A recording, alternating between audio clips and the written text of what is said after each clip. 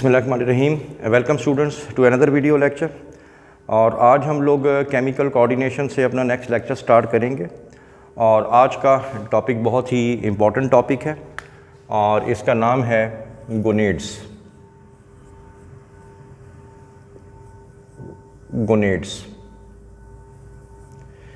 Gonads जो हैं क्या होते हैं, सबसे पहले इनका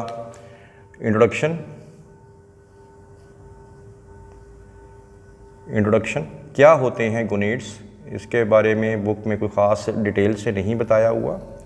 बेसिकली गोनेड्स जो हैं ये सेल्स होते हैं या ऑर्गन्स होते हैं जो कि ऐसे ऑर्गन्स हैं बॉडी के जो कि दो काम करते हैं। एक तो पहली बात तो ये है कि ये हार्मोन्स प्रोड्यूस करते हैं। हार्मोन्स, वो तो हमारा टॉपिक भी यही है। और दूसरी बात ये जो है सेक्स सेल्स, जो इनको हम कहते हैं गैमीट्स, वो प्रोड्यूस करते हैं गैमीट्स। ठीक है, गैमीट्स यानी अगर मेल होगा तो मेल की सूरत में ये क्या प्रोड्यूस करेंगे, ये स्पर्म्स प्रोड्यूस करते हैं। और अगर ये फीमेल होगी तो ये प्रोड्यूस करेंगे एग्स। तो यानी दो चीज़ें इसमें आ गई कि गोनेड्स जो हैं ना सिर्फ हार्मोन प्रोड्यूस करते हैं बल्कि ये गैमीट्स भी प्रोड्यूस करते हैं। अब हम लोग भी गोनेड्स के हवाले से, हमारे पास क्योंकि हमने एक मेल और फीमेल के हवाले से पढ़ना है, तो मेल जो गोनेड हैं उनको हम लोग बोलते हैं टेस्टिस, जो कि पेयर में होते हैं। इसी वजह से मैंने दो यहाँ पे लिख दिया। और एग जो हैं ये जो है ओवरी से रिलीज़ होते हैं। और ह्यूमन जो ओवरी है, फीमेल ओवरी जो है, उसमें भी ये दो होते हैं। तो साथ साथ क्वांटिटी भी बता दी। तो सीक्वेंस को मद्देनज़र रखते हुए सबसे पहले हम लोग स्टार्ट करते हैं ओवरी से। ओवरी तो फीमेल, जो ह्यूमन फीमेल है उसके अंदर ये पेयर में होती हैं। पेयर में इसमें से हम जो हार्मोन्स जो दो पढ़ने जा रहे हैं, एक हार्मोन का नाम है एस्ट्रोजन।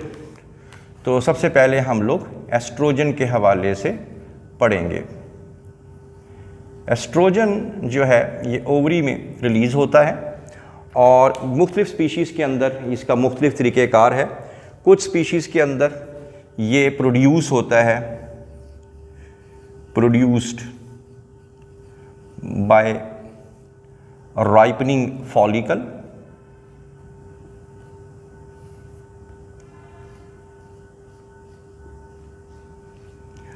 और कुछ स्पीशीज़ के अंदर ये प्रोड्यूस होता है इंटरस्टिशियल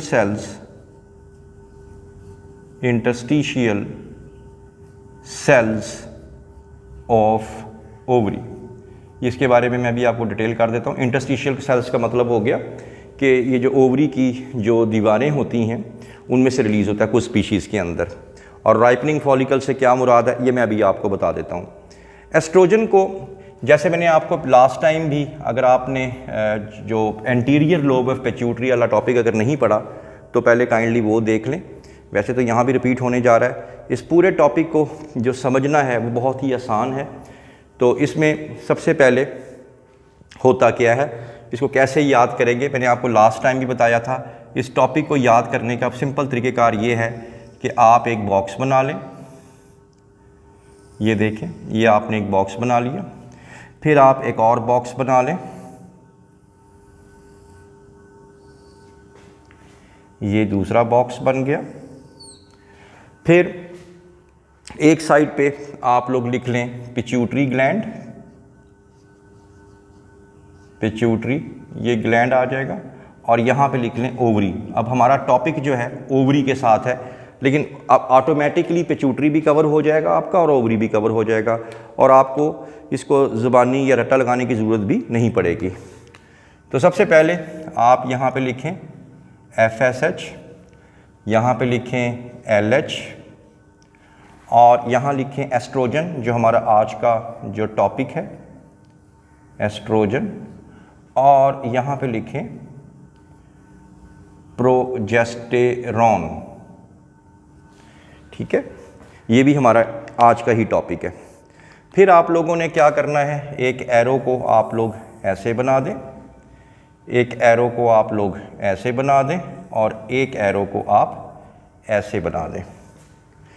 ठीक होगी बात, यानी आप लोगों ने ऐसे, ऐसे और ऐसे, और 3 एरो आप रिवर्स समत में बना दें, नीचे से ऊपर, नीचे से ऊपर और नीचे से ऊपर।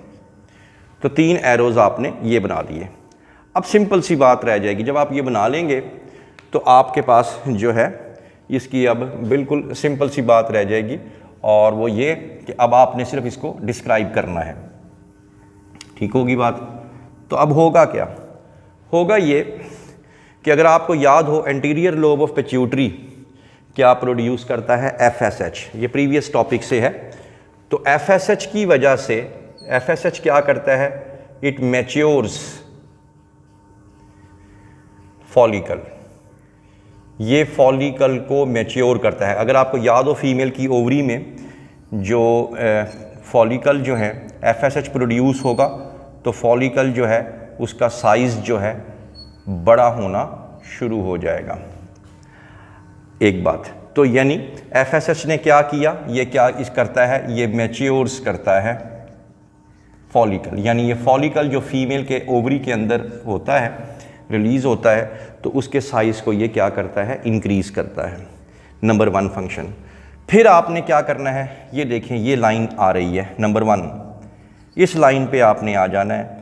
फिर आपने बताना है कि जैसे ही ये ओवरी के आग के साथ FSH जो है उसको स्टीमुलेट करेगा, तो ये क्या प्रोड्यूस करेगा, एस्ट्रोजन। अब आप देखें ऑटोमेटिकली FSH की वजह से क्या प्रोड्यूस हुआ, एस्ट्रोजन।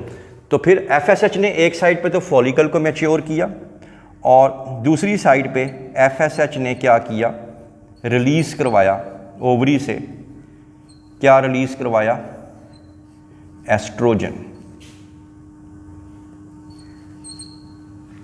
एस्ट्रोजन ये जो है FSH जो है उसने क्या रिलीज़ किया, एस्ट्रोजन। अब एस्ट्रोजन करता क्या है, एस्ट्रोजन ओवरी में आके क्या करेगा, तो हम लोग इसके यहाँ पे चंद एक फंक्शंस बता देते हैं। फंक्शंस, पहली बात तो ये है कि एस्ट्रोजन जो है, जैसे मैंने आपको लास्ट टाइम भी बताया था कि एस्ट्रोजन के बहुत से फंक्शंस होते हैं। इसका पहला ये तो फंक्शन इसका ये हो जाएगा कि ये यूट्राइन वॉल की थिकनिंग करता है, थिकनिंग, और बल्कि यहाँ लिख देते हैं कि ये क्या करता है, यूट्राइन वॉल्स की क्या करता है, थिकनिंग, उनको मोटा करता है। पहली बात। दूसरी बात, ये जो है ये यूट्रस को प्रोटीनेशियस करता है, प्रोटीनेशियस। प्रोटीनेशियस से क्या मुराद होगी कि उसमें से प्रोटीन निकलना जो है वो शुरू हो जाएगा, ताकि आने वाला जो एम्ब्रियो है उसको जो है आते साथ ही क्या मिल सके, खुराक मिल सके। तो एक तो इसमें आपने ये बताना है।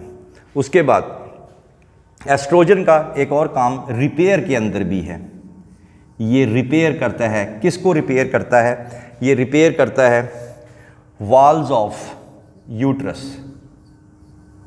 रिपेयर करता है वॉल्स ऑफ यूट्रस। कब करता है, आफ्टर मेंस्ट्रुएशन। मेंस्ट्रुएशन के बाद दीवारें क्योंकि टूट फूट का शिकार हो जाती हैं, इस वजह से ये इसके अंदर इसको रिकवरी करता है इसके अंदर। तो ये एक तो ये आप बताएंगे सेकेंडरी सेक्स करैक्टरिस्टिक्स। तो इस फीमेल के अंदर ये सेकेंडरी सेक्स करैक्टरिस्टिक्स भी लेके आता है, कौन, एस्ट्रोजन। तो इसी फंक्शन को कंटिन्यू रखते हैं, सेकेंडरी सेक्स करैक्टरिस्टिक्स। इससे क्या मुराद है, इससे मुराद ये है कि द ब्रेस्ट डेवलपमेंट फ़ीमेल के अंदर, ठीक है ना। तो इस तरह की जो चीज़ें हैं फ़ीमेल के अंदर, जो सेक्सुअल मैच्योरिटी की अगर हम सिंपल सी अगर हम बात कर लें तो ये उसके लिए लेके आता है, ठीक है। अब इसको डायग्रामेटिकली थोड़ा देख लेते हैं कि FSH, ये देखें, ये मैं डायग्राम बना रहा हूँ। सपोज़ ये हमारे पास फ़ीमेल के अंदर ये एक ओवरी आ गई, ये दूसरी ओवरी आ गई, ये दूसरी ओवरी आ गई। फिर हमने पढ़ा था कि यहाँ से जो ट्यूब्स निकलती हैं उनको हम लोग कहते हैं फिलोपियन ट्यूब्स, यूट्राइन ट्यूब्स भी इनको कहते हैं, ओविडक्ट भी इनको कहते हैं। और अगर आप लोग ये देखें, ये आ गया जी यूट्रस। तो डायग्राम दोबारा बन रही है, वैसे तो हमने वहाँ बनाई हुई है पिट्यूटरी ग्लैंड के अंदर। तो सबसे पहले पिट्यूटरी ग्लैंड क्या प्रोड्यूस करेगा? FSH। FSH जो है वो यहाँ पे आएगा, उसकी वजह से क्या होगा, फॉलिकल का जो साइज़ है वो क्या हो जाएगा, बड़ा हो जाएगा, ठीक है। और इसी FSH की वजह से ओवरी क्या प्रोड्यूस करेगी, एस्ट्रोजन। एस्ट्रोजन क्या करती है, थिकनिंग ऑफ यूट्राइन वॉल, दीवारों को थिक करना शुरू कर देती है।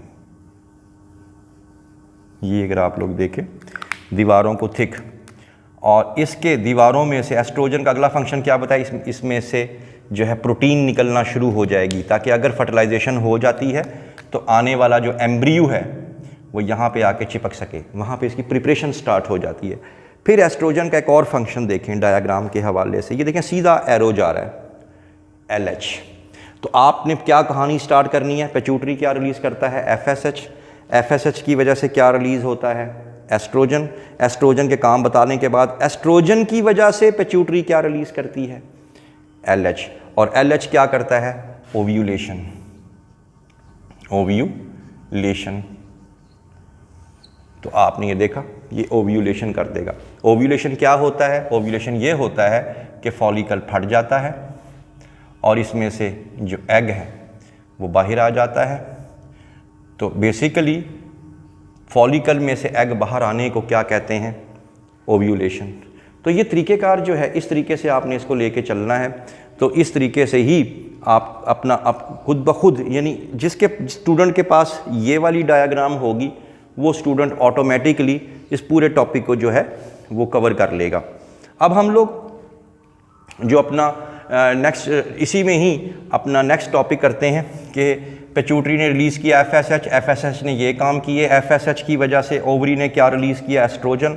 एस्ट्रोजन ब्लड में दाखिल होकर कहाँ चला गया, पिट्यूटरी के पास। पिट्यूटरी ने क्या रिलीज़ किया, LH।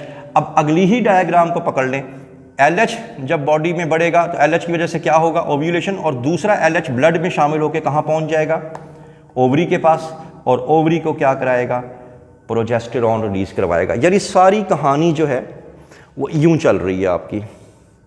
FSH की वजह से क्या हुआ, ये हुआ। FSH की वजह से क्या प्रोड्यूस हुआ, एस्ट्रोजन प्रोड्यूस हुआ। एस्ट्रोजन की वजह से क्या काम हुए, ये काम हुए। एस्ट्रोजन के बढ़ने से क्या हुआ, पिट्यूटरी ने क्या रिलीज़ किया, LH। LH ने क्या काम किया, ओव्यूलेशन। LH ने ब्लड में शामिल होकर एक और काम क्या करवाया, ओवरी से प्रोजेस्टेरॉन रिलीज़ करवा दी। तो इस तरीके से आप लोगों ने इसको आगे लेके चलना है। तो अगला टॉपिक इसी में ही, प्रोजेस्टेरॉन। तो नेक्स्ट जो हमारा टॉपिक आ जाएगा वो इसमें आ जाएगा प्रोजेस्टेरॉन। तो हम भी यहां लिख देते हैं प्रोजेस्टेरॉन। अब प्रोजेस्टेरॉन जो है वो ये हम पढ़ा चुके हैं, लेकिन फर्दर आपको यहीं से दोबारा भी कंटिन्यू कर देते हैं कि ये जो है प्रोजेस्टेरॉन, पहले तो बता देता हूँ ये रिलीज़ कौन करता है, ओवरी के अंदर कौन रिलीज़ करता है। अब ये जो फटा हुआ फॉलिकल है, ये जो फटा हुआ फॉलिकल मैंने बनाया है, ये खुद एक ग्लैंड्यूलर सेल बन जाता है, द रैप्चर्ड फॉलिकल। ये देखें, अब इस रैप्चर्ड फॉलिकल का नाम, क्योंकि अब ये खुद से एक सेल बन गया, इसको हम लोग कहेंगे कॉर्पस ल्यूटियम। और ये जो कॉर्पस ल्यूटियम है, ये फिर ओवरी में क्या रिलीज करवाता है, प्रोजेस्टेरॉन। तो ये प्रोजेस्टेरॉन जो है, ये कॉर्पस ल्यूटियम जो है, ये रिलीज करवाता है। तो आपने देखा कहानी फिर वही है, FSH की वजह से ये हुआ, FSH की वजह से एस्ट्रोजन बना, एस्ट्रोजन ने ये काम किए, एस्ट्रोजन बढ़ा तो पिट्यूटरी ने क्या रिलीज़ किया, LH, LH ने क्या काम किया, ओव्यूलेशन, LH की वजह से ओवरी ने क्या प्रोड्यूस किया, प्रोजेस्टेरॉन। ठीक है, तो इस डायग्राम, तो ये डायग्राम ही है बेसिकली जो कि आपको ये पूरी बुक के अंदर 3 जगहों पे इस्तेमाल में आती है। तो प्रोजेस्टेरॉन काम क्या करता है, वेरी सिंपल, ये फर्दर थिकनिंग कर देता है, फर्दर थिकनिंग किसकी, यूट्राइन वॉल्स की। ये यूट्रस की दीवारों को मज़ीद थिक कर देता है। ये लें, यहाँ पे देखें, ये इसको इसने मज़ीद थिक कर दिया, ये लें।